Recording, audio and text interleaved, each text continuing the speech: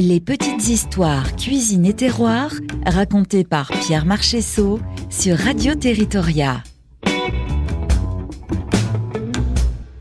Bonjour à tous, et aujourd'hui, je vais vous parler d'un petit animal que beaucoup de gens dégustent avec plaisir et que beaucoup de gens le voient avec horreur. C'est un petit animal qui existe depuis que le monde existe. Il est né avec la terre et a certainement fait partie des premiers animaux rampants terrestres. Quand on entend parler les ethnologues et qu'on leur pose la question, mais ça date de quand l'escargot? Mais on dit on ne sait pas, il est né avec la terre. Et donc, on peut trouver des escargots dans le monde entier. Mais ce qui nous intéresse, c'est surtout ce qu'on trouve en France. Et bien sûr, le plus connu d'entre eux, c'est l'escargot bourguignon. L'escargot bourguignon avait un peu disparu avec les problèmes du nettoyage des vignes avec des engrais. Et bien sûr, quand ils arrivaient dans les vignes pour se goinfrer, eh bien, ils prenaient aussi des feuilles qui avaient été, comment on pourrait dire, traitées avec des engrais. Et donc, ils crevaient. On n'avait plus que les coquilles vides. Mais, bien sûr, le gouvernement y a porté remède. Et aujourd'hui, on ne peut pas faire n'importe quoi. Et les escargots bourguignons revivent. Les gros escargots clairs. Et c'est tant mieux pour nous. Ce qui fait que j'ai eu l'idée de vous donner 3 recettes d'escargots différentes, puisque dans les 3 premières régions principales. Alors, je vais vous parler de la première, bien sûr, puisque j'ai commencé, les escargots à la bourguignonne. Pour 4 personnes, il faut 4 douzaines d'escargots nature. Si on peut, mais si on ne peut pas, eh bien, on peut prendre de la conserve, ils sont aussi excellents. Mais quand même, je préfère le naturel. Il vous faudra 200 grammes de beurre doux, et 2 belles gousses d'ail.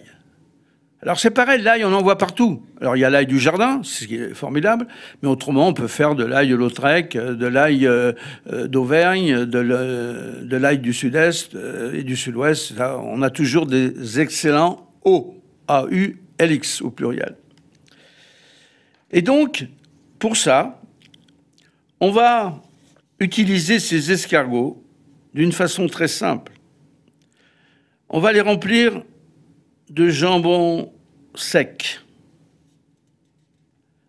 en tranches épaisses, qui a été découpé tout finement. On va prendre une cuillère de farine, des tomates concassées et pelées, un oignon, je conseille l'oignon jaune, 3 gousses d'ail au choix. Tous les os de France sont bons, les os A-U-L-X. Un petit piment de Cayenne. Une tranche de pain qu'on aura émiettée. Et on va mettre une grosse cuillère d'huile d'olive. Après avoir bien égoutté les escargots, puisqu'il va les passer au sel, à cru, et ça va les faire mourir rapidement. On va préparer une persillade en hachant et mélangeant l'ail et le persil. Puis on va bien égoutter les escargots pour que l'eau qui est à l'intérieur s'en aille. Ensuite, on va continuer de hacher la persillade en mélangeant l'ail et le persil.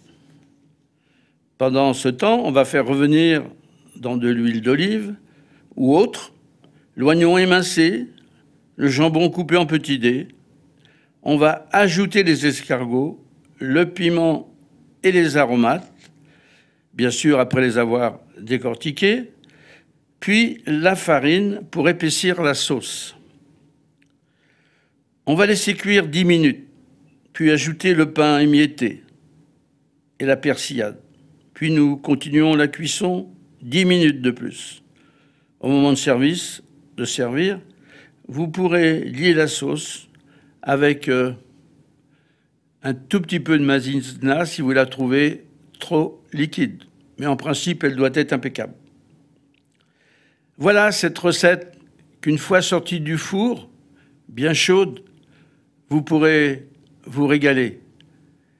Certains pourront rajouter, s'ils le veulent, 10 centilitres dans la sauce de vin blanc ou de vin rouge. Ça ne peut pas gâter la chose. Les petites histoires cuisine et terroir, racontées par Pierre Marchessault sur Radio Territoria. À réécouter en podcast sur radioterritoria.fr et sur toutes vos plateformes d'écoute habituelles.